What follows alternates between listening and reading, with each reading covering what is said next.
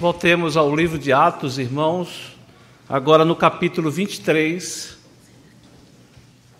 E eu peço a atenção dos irmãos para a leitura que farei dos versículos de 1 a 11.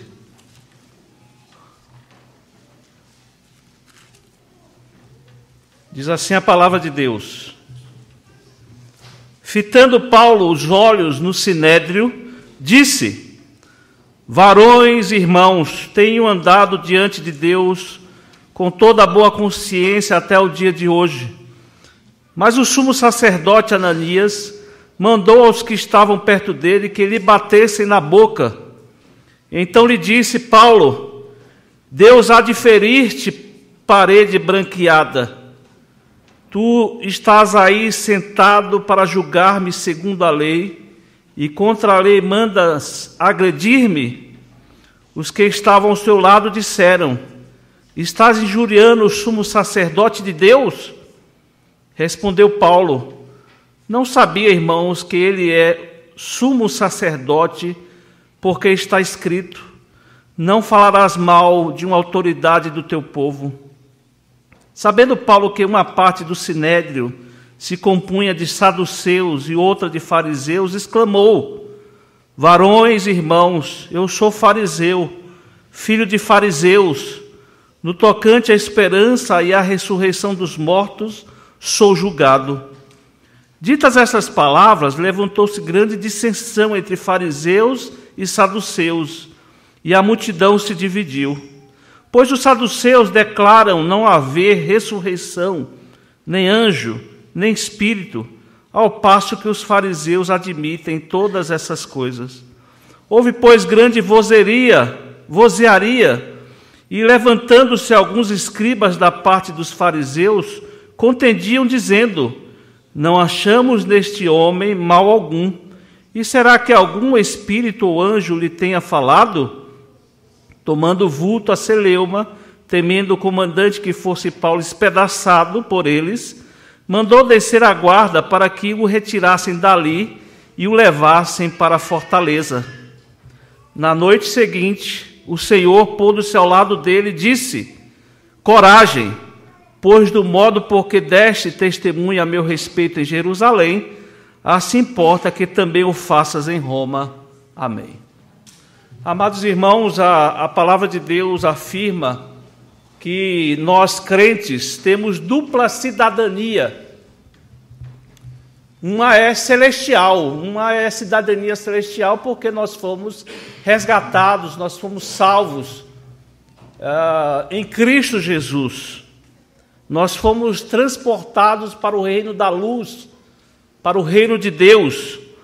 Mas, ao mesmo tempo, irmãos, continuamos cidadãos desse mundo, ou cidadãos dessa sociedade na qual vivemos, e por isso, ou por causa disso, muitas vezes nós passamos por algumas dificuldades. É possível até, como vemos em outros países, venhamos a ser perseguidos, temos essa vida dificultada por termos essa dupla cidadania. E esse texto, irmãos, nos encoraja a vivermos nessa condição de cidadãos do céu, mas também nessa sociedade, nesse país no qual vivemos, e esse texto nos encoraja a vivermos desse jeito. Os irmãos têm acompanhado esse relato, onde Lucas se concentra nesses acontecimentos que envolveram a chegada do apóstolo Paulo a Jerusalém e os eventos que se sucederam, que levaram ele a dar testemunho diante de várias autoridades. Nós temos acompanhado, na última oportunidade, nós estivemos considerando aqui a reação dos judeus diante do testemunho do apóstolo Paulo, e como Paulo acabou escapando dos açoites romanos por causa da sua cidadania romana, e como Paulo foi levado por Cláudio Lísias ao Sinédrio, aquele concílio judaico, para que ali ele fosse ouvido e esclarecidas todas aquelas dúvidas que estavam pairando. O texto que eu li agora com os irmãos, relata então esse testemunho do apóstolo Paulo, né? Os irmãos vão ver que nesses últimos capítulos nós vamos encontrar Paulo dando testemunho diante das autoridades em Jerusalém e também em Roma, dando esse testemunho da graça salvífica de Cristo Jesus, que modificou totalmente a sua vida, e ele foi transformado nesse arauto, nesse pregador do evangelho da graça de Deus. E aqui Paulo está diante do Sinédrio, esse grande conselho de autoridades judaicas, né, composto pelo sumo sacerdote, pelos intérpretes, os doutores da lei, pelos saduceus, fariseus e também anciãos do povo de Israel. Se os irmãos acompanharem aí, vão ver que do versículo 1 ao 6, nós vemos essa indignação de Paulo para com essa atitude do sumo sacerdote, quando esse mandou que aqueles que estivessem próximo a ele dessem um tapa na sua boca, né, com violência, impedindo assim que ele desse esse testemunho que ele tanto almejava, irmãos. Os irmãos têm acompanhado aqui essa exposição e sabem que o objetivo do apóstolo Paulo era dar testemunho de Cristo diante das grandes autoridades romanas e também de Israel. E há nesse relato aqui, irmãos, algumas coisas difíceis de serem compreendidas. Nós temos dificuldade de explicar alguns acontecimentos aqui, e nós entendemos que essas dificuldades, elas se explicam por serem aqui, ou por termos aqui relatos muito resumidos. Os irmãos têm observado que Lucas ele é muito econômico na descrição dos acontecimentos, ele é muito objetivo. E, como eu disse, Lucas relata aqui vários testemunhos do apóstolo Paulo, e para que Lucas não seja repetitivo, né, ele repita várias coisas, ele então resume esses fatos, ele é muito objetivo nesses relatos. E por causa então dessa versão abreviada, digamos assim, dos acontecimentos, nós ficamos com algumas interrogações, algumas dúvidas com relação ao que estava acontecendo ali naquele momento. Veja que o texto ele começa com Lucas relatando que Paulo fitou bem os olhos dos membros do Sinédrio, então se dirigiu a eles, ou ao Sinédrio, chamando-os de varões e irmãos, e se declarando que ele vinha andando diante de Deus com toda a boa consciência até aquele momento. E dificilmente, irmãos, essa reunião começou com o apóstolo Paulo falando, né? Certamente aquela reunião começou com aquela forma formal, né? Aquele jeito formal das reuniões do Sinédrio. Então, depois de toda aquela formalidade, então foi passada a palavra para o apóstolo Paulo dar o seu testemunho. E veja que ele começa dizendo que ele estava diante daqueles homens, como sempre ele andava, de boa consciência. E nós não podemos entender aqui Paulo se dizendo um santo, ou se dizendo que não cometia nenhum erro. Se observarmos nessas narrativas, Paulo, ele mesmo narra a sua vida antes da conversão, mostrando que o que ele fazia, perseguindo os crentes, pedindo cartas para que ele fosse no encalço de crentes para prendê-los, ele fazia isso de boa consciência, ele era zeloso, ele fazia isso, segundo ele, com boa consciência, aquilo que ele achava que era normal, que era o correto fazer. Então, é provável que Paulo afirma aqui que também, né, depois da sua conversão, ele agia com sinceridade como apóstolo enviado aos gentios, né? Por isso Paulo é conhecido apóstolo dos gentios. Ele pregava o evangelho e pregava com a sua consciência, sabedor, conhecedor das verdades de Deus, das verdades de Cristo Jesus. E nós sabemos que quando Paulo pregava, ele não era contra o judaísmo. Na verdade, o que Paulo pregava era a consumação do judaísmo. Era o verdadeiro judaísmo. Jesus mesmo, ele afirmou que ele não veio para anular a lei, mas veio para cumprir a lei.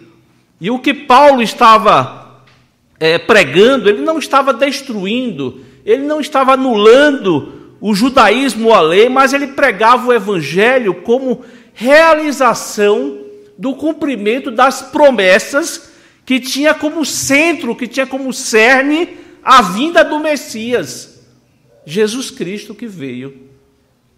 Tanto é que ele, quando chegava, os irmãos têm acompanhado, toda vez que ele chegava nas sinagogas, Paulo lia o Antigo Testamento e, falando aqui de uma maneira bem simples, ele dizia: olha, esse Messias que vocês esperam, ele já veio, é Cristo Jesus. Esse era o cerne, essa era a forma que o apóstolo Paulo fazia. Mas vejam no texto, irmãos, que Paulo nem começou a falar e o sumo sacerdote Ananias, ele abusa da sua autoridade, né, e ele era conhecido por isso. O historiador Joséfo, ele descreve que Ananias era um homem violento, era um homem desonesto, não era digno dessa função.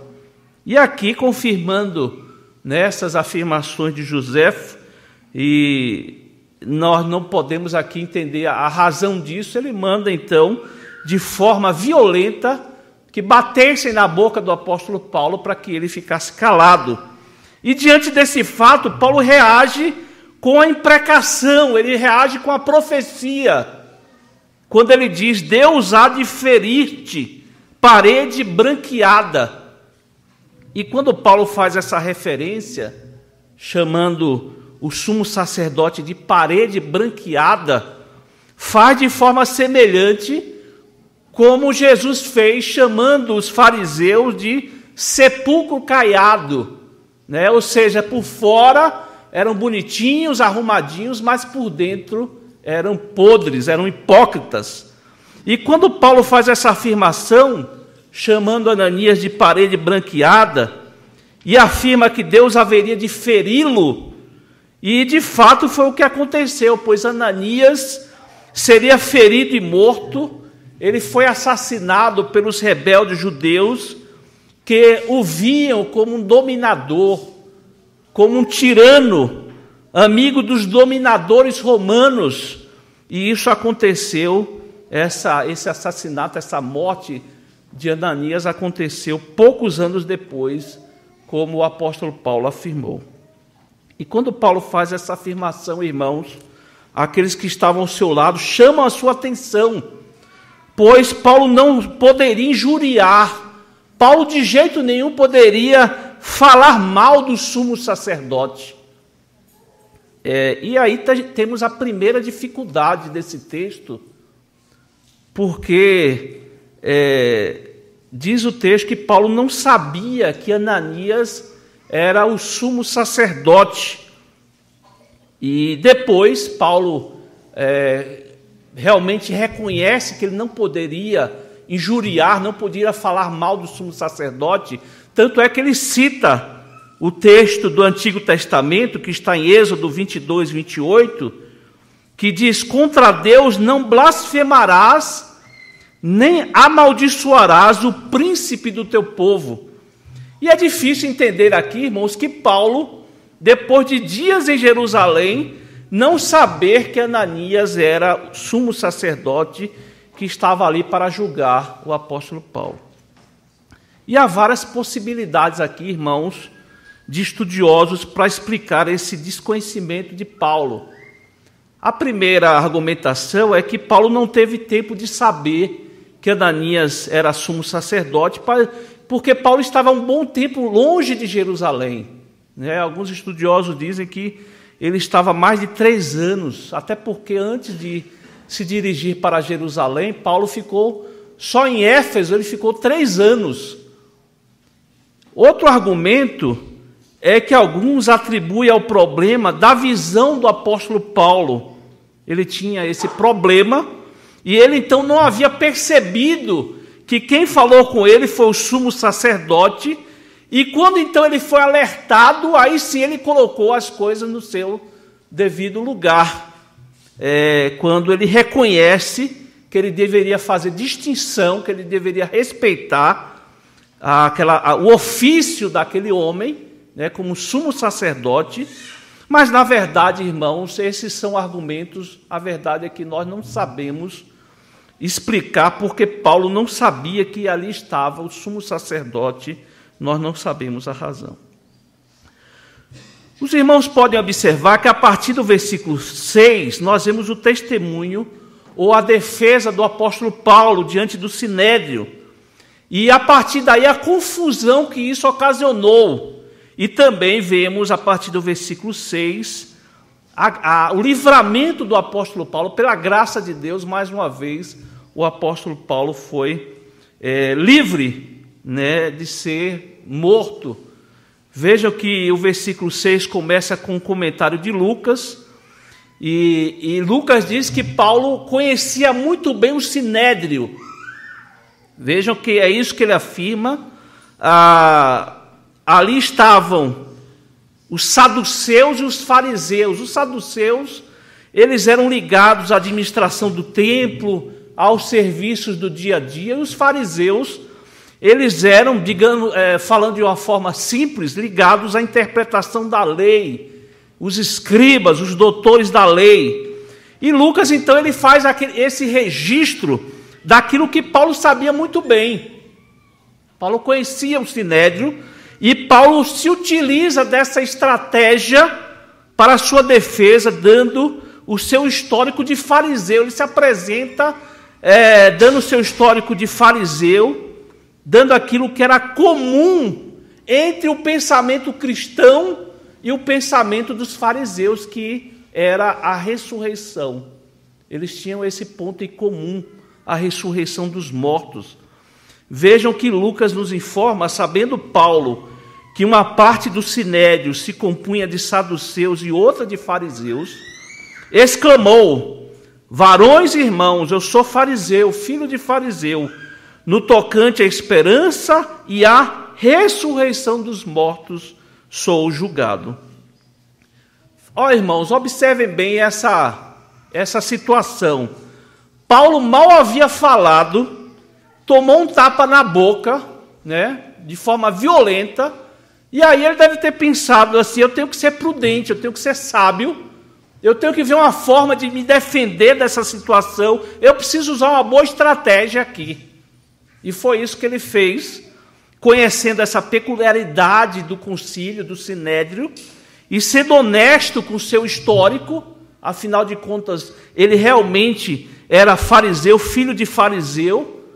Ele foi estudado aos pés de Gamaliel, como ele mesmo afirma, e tendo a mesma crença dos fariseus com relação à ressurreição dos mortos, ele então acalentava a sua esperança nisso, né?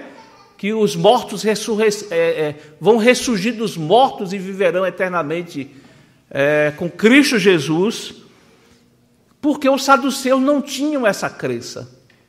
Os saduceus não tinham essa crença. Eles eram materialistas, humanistas. Eles não criam naquilo que eles não podiam tocar, naquilo que eles não podiam ver. Tanto é que Lucas ressalta aí no versículo 8: pois os saduceus declaram não haver ressurreição, nem anjo, nem espírito, ao passo que os fariseus admitem todas essas coisas. E Paulo afirma: olha, eu estou sendo julgado por isso, porque eu creio na ressurreição. Paulo se defende, se identificando com parte do sinédrio, mostrando que tinha muita coisa em comum, né? Se nós formos ver, nós não vemos Jesus Cristo condenando, nós não vemos Jesus Cristo ali atacando os fariseus por eles estudarem muito a Bíblia. Nós não vemos Jesus Cristo fazendo isso. Jesus Cristo condena os fariseus, porque eles eram hipócritas. Eles modificavam a lei para benefício próprio. Mas nós vamos ver Jesus condenando, questionando os saduceus pela crença que eles tinham. Essa crença materialista, humanista. E nós vemos isso no próprio Jesus Cristo. E quando Paulo faz isso, mostrando a sua história, mostrando a sua crença, que em muitos pontos eles tinham em comum, né, a crença cristã e dos fariseus, deu uma confusão tremenda, irmãos. Vejam no versículo 7. Ditas estas palavras, levantou-se grande dissensão entre fariseus e saduceus, e a multidão se dividiu. A estratégia aqui de Paulo, irmãos, ela dá certo. Aquela estratégia de dividir os seus inimigos, aquele grupo, dá certo. E ele conseguiu até alcançar boa vontade. Está aí no versículo 9, quando é dito, não achamos, né, os fariseus, eles dizem, não achamos neste homem mal algum. Será que algum espírito ou anjo lhe tenha falado? E aí no versículo 10, irmãos, nós vemos esse tumulto, esse conflito, tomando vulto a celeuma, ou seja, a confusão aumentou, e o comandante, temendo que Paulo fosse espedaçado por aquele concílio, mais uma vez, pela graça e misericórdia de Deus, Paulo foi resgatado mais uma vez e foi levado para a fortaleza, para que a sua vida fosse preservada. E aí o texto que nós estamos considerando, irmãos, termina aí no versículo 11. Esse último versículo dessa passagem é um versículo precioso, irmãos, é um versículo muito precioso. Lucas nos informa do encorajamento que Paulo recebeu de Jesus, do próprio Jesus. Está aí no versículo 11. Na noite seguinte, o Senhor, pondo-se ao lado dele, disse, coragem, coragem, pois do modo por que deste testemunho ao meu respeito em Jerusalém, assim importa que também o faças em Roma. Irmãos, nós vimos aqui, temos estudado que quando Paulo chegou em Corinto, ele chegou ali em fraqueza, ele chegou em temor e tremor diante daquela sociedade ímpia, pagã, idólatra. O seu espírito se removia, período em que ele teve que fazer tendas para se manter financeiramente. Paulo, certamente fragilizado naquele momento, foi ali encorajado pelo Senhor Jesus Cristo, que lhe disse que havia muito povo ainda que Paulo deveria evangelizar. Está lá em Atos 18, de 9 a 11, que diz assim, teve Paulo durante a noite uma visão em que o Senhor lhe disse, não temas, pelo contrário, fala e não te cales, porquanto eu estou contigo, e ninguém ousará fazer-te mal, pois tenho muito povo nesta cidade.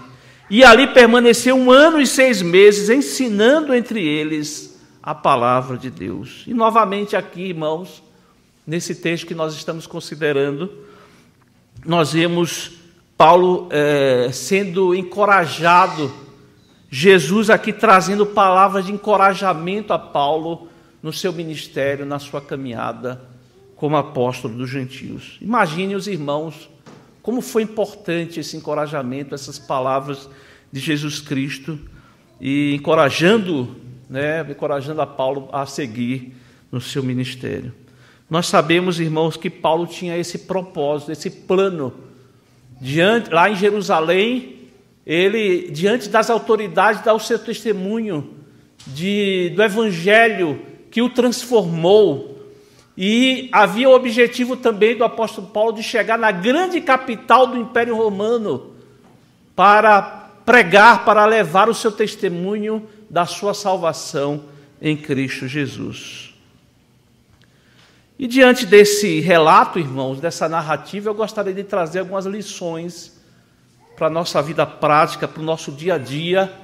E a primeira lição diz respeito ao cuidado que nós devemos ter, o respeito que nós devemos ter com as autoridades.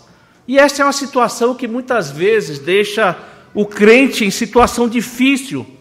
Por quê, irmãos? Porque aqui e ali nós encontramos autoridades indignas, nós encontramos autoridades corruptas, nós encontramos aqueles que abusam da autoridade que Deus deu a elas, ou a ela, e não agem de conformidade com a função ou o cargo que receberam.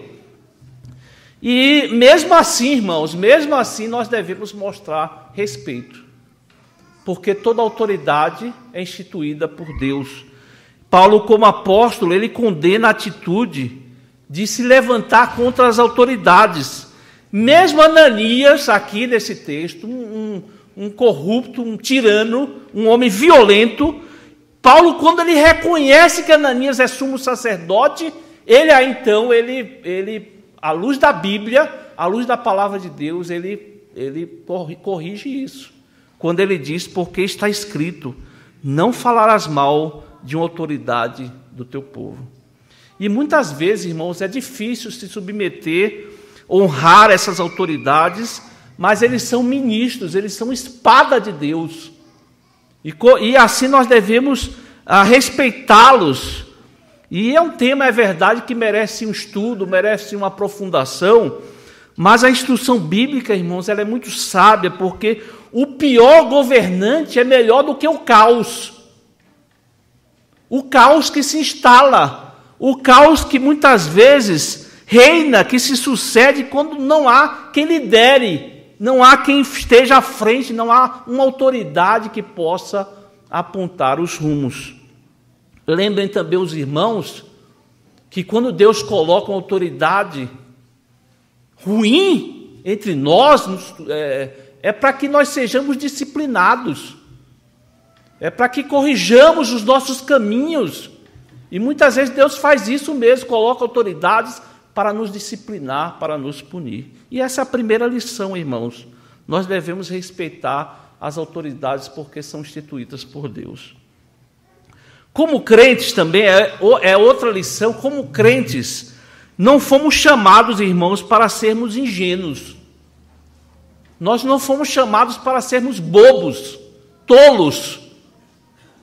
Nós vimos aqui, nessa atitude do apóstolo Paulo, que quando ele percebeu o que haveria ali, ou seja, ele seria espedaçado, ele seria ali trucidado diante daquele sinédrio, e ele de maneira sagaz, ele de maneira sábia, na sagacidade das serpentes, ele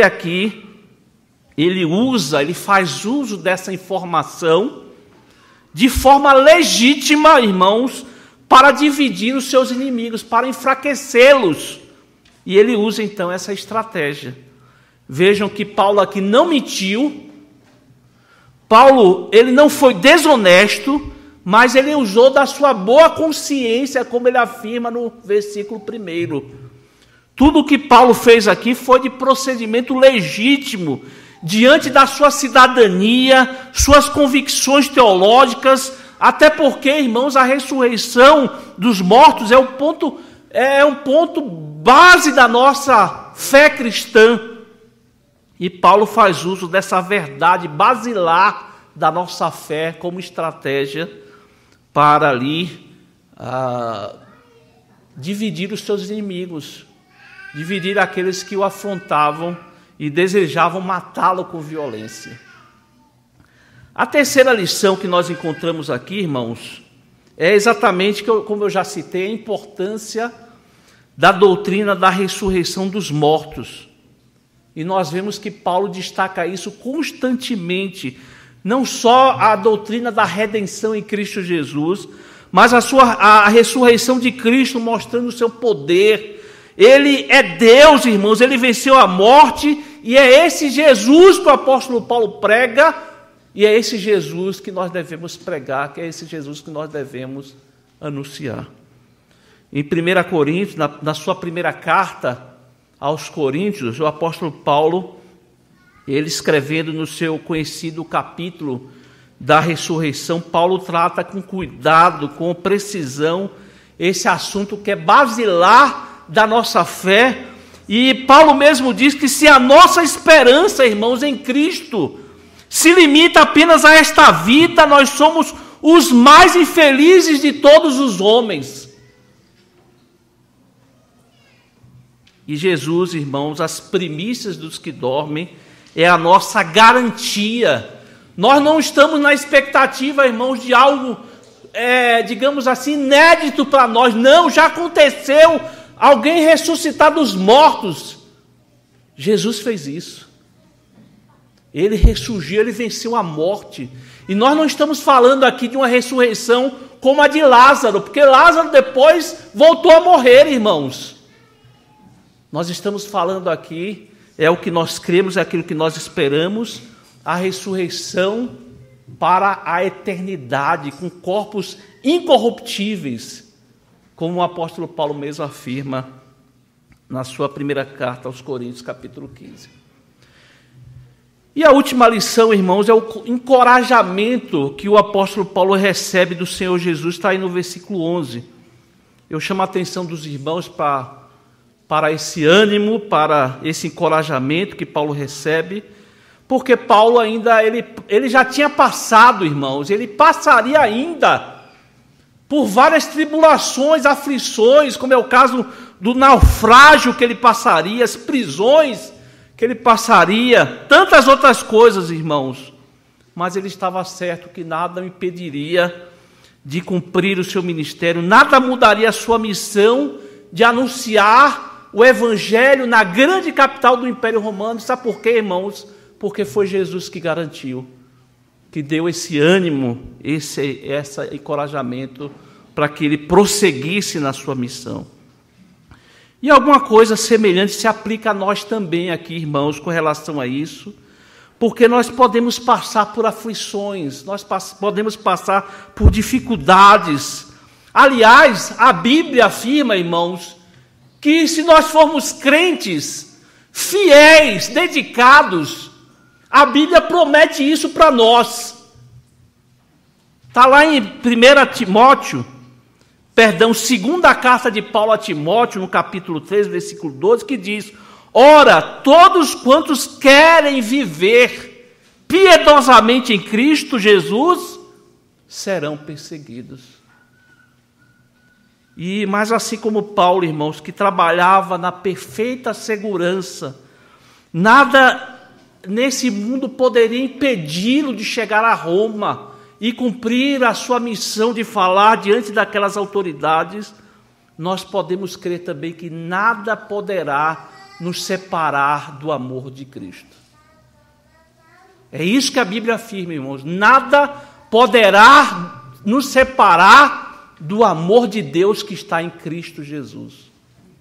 E a nossa caminhada, irmãos, isso é um encorajamento para a nossa caminhada, porque nós precisamos caminhar sendo testemunhas de Cristo, irmãos, sabendo que nada vai nos separar desse amor de Cristo, sabendo, irmãos, que nós somos chamados àquela mesma promessa, aquela mesma verdade que foi deixada ou foi levada àqueles irmãos lá no capítulo 1, quando diz que nós receberíamos poder ao descer sobre nós o Espírito Santo, que aqueles irmãos seriam testemunhas em Jerusalém, Samaria, Judeia, até os confins da terra, irmãos.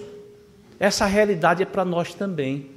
O Espírito Santo nos capacita. Aquele derramamento era para que eles fossem capacitados, irmãos, a saírem para o mundo e anunciar o Evangelho, a viverem como testemunhas. E é isso que Deus faz na nossa vida, derramando o seu Espírito Santo em nós, quando nós nos convertemos, para que assim vivamos, irmãos, sendo testemunhas da ação bondosa, graciosa de Deus na nossa vida, nos resgatando do império das trevas, nos conduzindo ao império da luz, ao império do Senhor Jesus. Para quê, irmãos? Para que nós sejamos testemunhas, verdadeiras testemunhas, obedecendo ao Senhor, agradando ao Senhor e desejando glorificá-lo na nossa caminhada cristã. Que Deus nos abençoe para isso, irmãos. Amém.